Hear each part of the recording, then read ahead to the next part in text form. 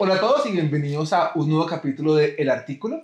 Hoy hablaremos acerca de esta publicación de manejo perioperatorio de los anticoagulantes directos publicado en JAMA justamente este mes. Esto es muy importante que lo conozcamos, ya que actualmente 4 millones de personas utilizan DOACs en los Estados Unidos y de estos hasta el 20% llegan a requerir de algún procedimiento quirúrgico. Entonces es importante que repasemos algunas cosas básicas de los DOACs. Lo primero es que tenemos dos categorías, aquellos que inhiben el factor 10 activado, en donde está rivaroxaban, edoxaban y apixaban, y el único que inhibe la trombina, que es el dabigatran.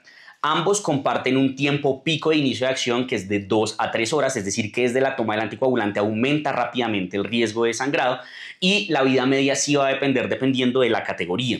En los inhibidores del 10A tenemos una vida media que aproximadamente es de 8 a 12 horas, mientras que en los inhibidores de la trombina tenemos una vida media de 10 a 14 horas, entendiendo que solo en este medicamento, cuando la tasa de filtración está entre 30 y 50, se puede afectar la vida media y puede llegar incluso a las 24 horas. Siempre es importante preguntarnos el riesgo de sangrado, y esto viene aparte del tipo de procedimiento. Tenemos sangrado mínimo, como las extracciones dentales simples, los procedimientos simples en piel, las ablaciones por catéter y los implantes marcapaso. Está riesgo leve a moderado, como es el caso de las colecistectomías, las herniorragias y las colonoscopias con o sin biopsia. Aclarando que, por ejemplo, una resección de un pólipo mayor a 1 centímetro se considera de alto riesgo y la CEPRE con esfinterotomía también se considera de alto riesgo. Otro ejemplo de alto riesgo es todo aquello que involucra el neuroeje, igualmente las cirugías ortopédicas mayores. Entonces, a partir de esto definimos cómo suspendemos los medicamentos. Para procedimientos mínimos tenemos diferentes opciones. Yo podría considerar igual no quitar el medicamento y es seguro. Podría, en caso de que fuera una vez al día, diferir el momento de la toma del medicamento. Si es cada 12 horas, puedo omitir la dosis de la mañana y tomar la de la noche. O en caso de que yo considere que igual el riesgo de sangrado me preocupa, podría igual suspenderlo solamente un único día, que será el día del procedimiento. Ya en lo que son las otras dos categorías de riesgo, cuando tenemos un paciente de riesgo bajo a moderado, la suspensión del anticoagulante se va a realizar el día anterior a la cirugía, exceptuando los pacientes que toman dabigatran y tienen una tasa de filtración entre 30 y 50, en quienes la detención se debe hacer 2 días antes del procedimiento. Cuando clasificamos al procedimiento como un alto riesgo de sangrado, vamos a duplicar estos tiempos, es decir, vamos a suspender el anticoagulante 2 días antes de la intervención y en el caso de dabigatran con tasa de filtración de 30 a 50 nos vamos a extender hasta 4 días de suspensión del anticoagulante. Una vez entonces llevamos el paciente al procedimiento, lo que sigue es definir cuándo reinicio el anticoagulante.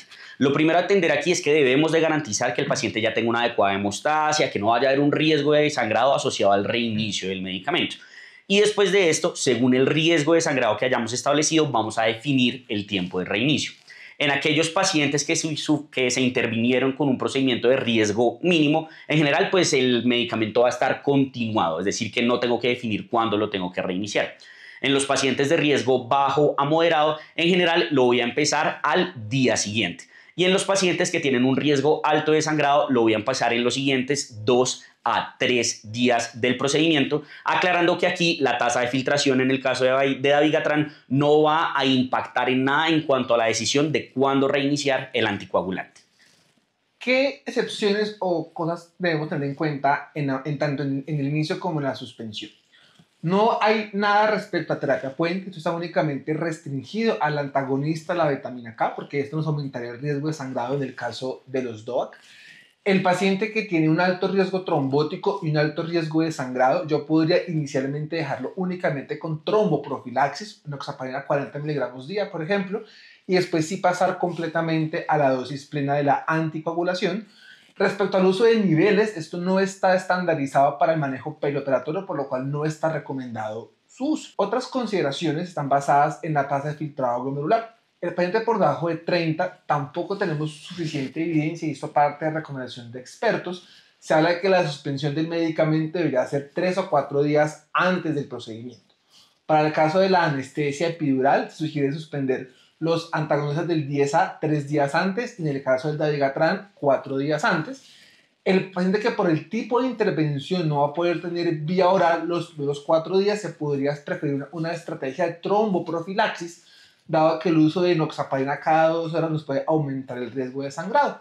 Y finalmente las intervenciones dentales, si bien ya dijimos que es un procedimiento de riesgo mínimo, cuando yo preveo que tal vez el sangrado puede ser significativo, se puede usar ácido tranexámico oral cada 3 o 4 veces al día como estrategia de hemostasia. Un último escenario particular que debemos de conocer es cuando tenemos un paciente que requiere una cirugía emergente, es decir, que requiere el procedimiento antes de 6 horas, o una cirugía urgente, que es aquella que requiere realizarse de 6 a 24 horas de la presentación, porque definitivamente en este grupo de pacientes no vamos a poder esperar estos tiempos que hemos hablado de la detención del medicamento.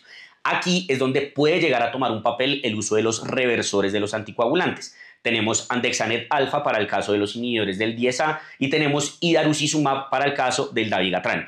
O en caso de no tener ninguno de estos dos medicamentos, podemos hacer uso del complejo protrombínico, el cual va a ser efectivo tanto para los inhibidores del 10A como para el Dabigatran. Entonces, ¿cómo va a funcionar esto? Va a depender precisamente de si estoy en una cirugía emergente o urgente. En el caso de la cirugía emergente, la acción que yo decida tomar va a depender de si tengo o no la posibilidad de medir los niveles del anticoagulante en mi hospital. Si los puedo medir y estos están por debajo de 50, puedo realizar la intervención.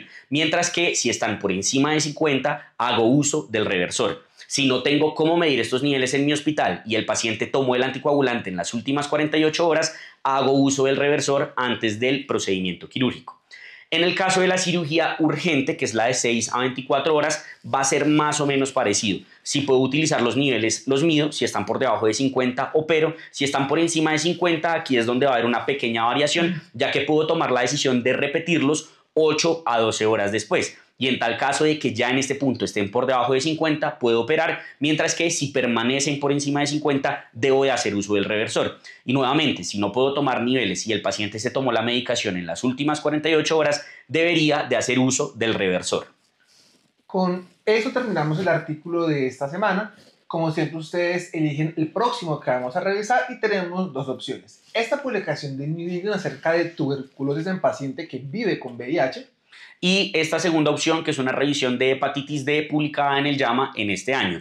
Al final, pues en nuestro feed van a ver que también les vamos a dejar una infografía relacionada con todo lo que hablamos del manejo perioperatorio en el paciente con DOACs. Nos vemos en 15 días. Los procedimientos leves en la piel, las ablaciones por catéter y se me olvidó el otro. ¿Qué? No falta la vía oral, ¿no? No, yo lo dije antes. Ah, marica, por eso me confundí. Perdón.